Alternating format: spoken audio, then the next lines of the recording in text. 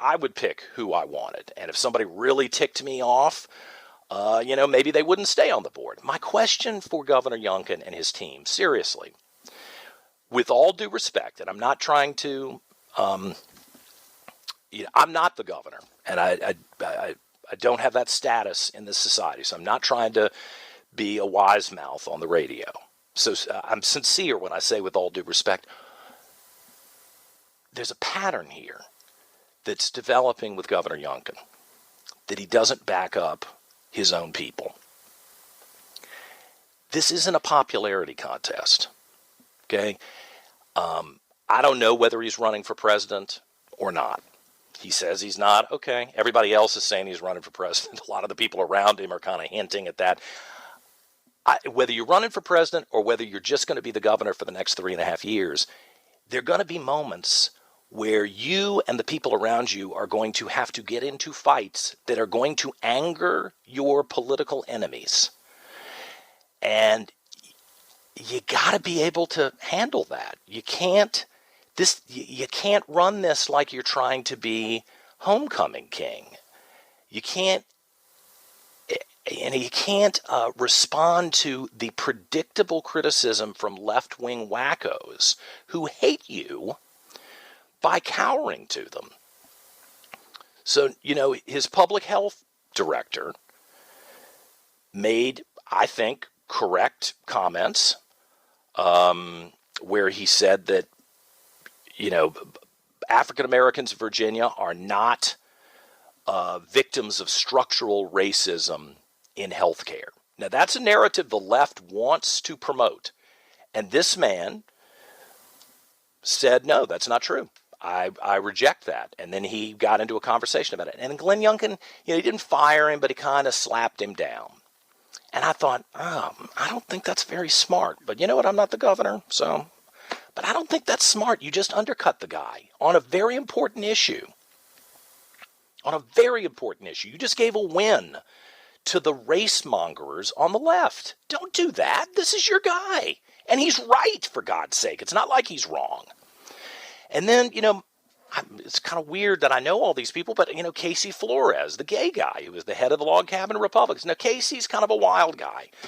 And I will tell you, I'm not going to tell you I'm a saint, but I don't use the F word. I don't use foul language in public. I only once have I slipped up and used it in social media.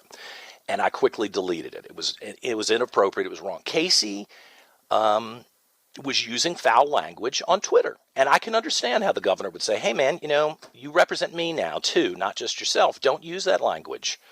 And you can't be as toxic and acerbic as you might have been when you weren't representing the governor.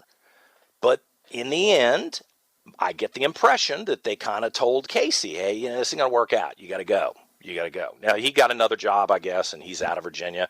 But that was another case where I was like, come on. You've got BLM activists who were burning buildings, and what we're worried about one gay guy actually standing up for himself and for his party using foul language.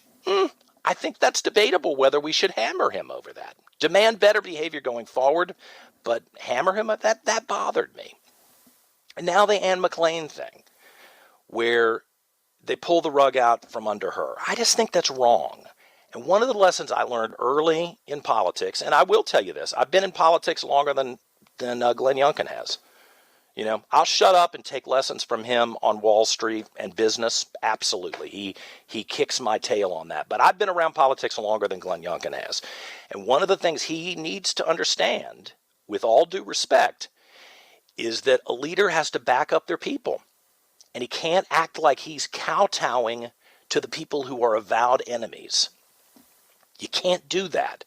Or, Governor, you're going to look behind you one day, and all the people who voted for you and who were supportive of you are not going to be there anymore. And that's going to be a really lonely situation for you, and it's going to be bad for the state and for the things that we all say we want to achieve. So I'm disappointed. I'm sorry that he made the decision that he did. I'm sorry it's come to this. And I debated whether I should say this on the radio. It's kind of dangerous, I guess, for me to speak this way on the radio. But you know what? To hell with it. I'm going to do it anyway.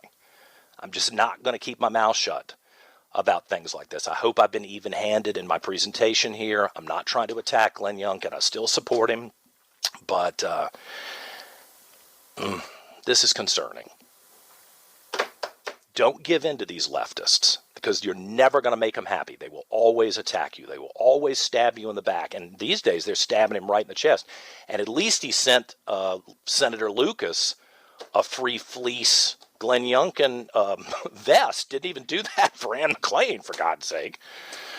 All right. Guess that's enough on that. Hey, what's up? It's